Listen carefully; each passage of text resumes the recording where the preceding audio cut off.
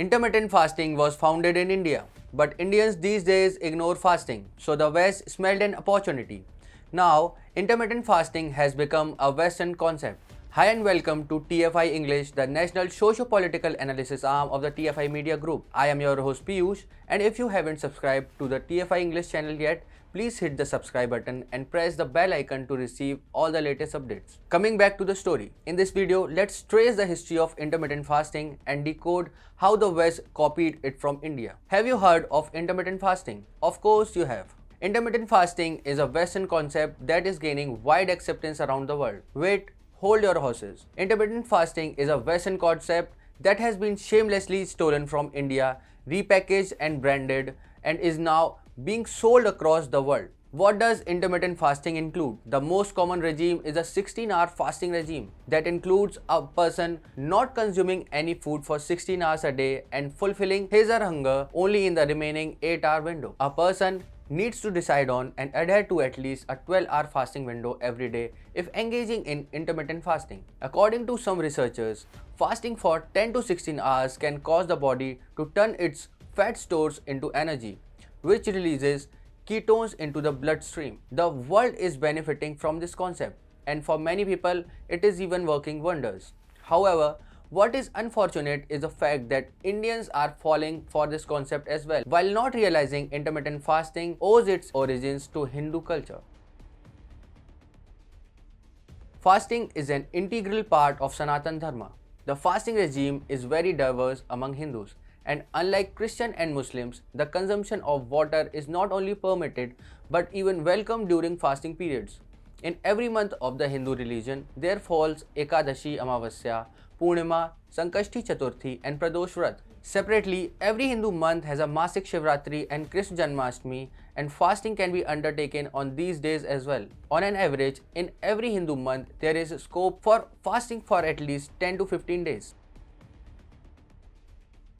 Fasting increases the body's responsiveness to a hormone called insulin. This hormone is released when humans consume food and causes the liver, muscle and fat cells to store glucose. In a fasting state, blood glucose levels drop, which leads to a decrease in insulin production, signaling your body to start burning stored energy. After 12 hours of fasting, your body runs out of stored energy and begins burning stored fat. While intermittent fasting has been repackaged as a regime which is based on hours within a day, the Hindu thought behind fasting talks about no less than a full day of fast at the very least. That gives your body more time to burn glucose and switch to burning fat reserves. Fat serves no specific metabolic purpose and is only a storage of energy which is to be used in times when glucose runs out. The Hindu way of fasting is to ensure that the glucose supplies of the body run out and a good amount of fat is burnt before the body is recharged with more glucose. So in a Hindu month, there are multiple days where strict fasting can be observed.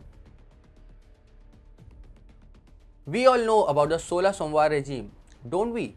The 16 Mondays fast occurs during the holy month of Shravan, the 5th month of the year as per Hindu calendar. Devotees fast for 16 consecutive Mondays and pray to Bhagwan Shiv. Then comes Navratri. Many observers fast for 9 whole days, surviving on water and fruits alone. Many devotees also opt for buckwheat meals, which are gluten-free. The idea is to make the body learn how to survive without a constant supply of food. Humans have never survived on a 3-meal per day regime.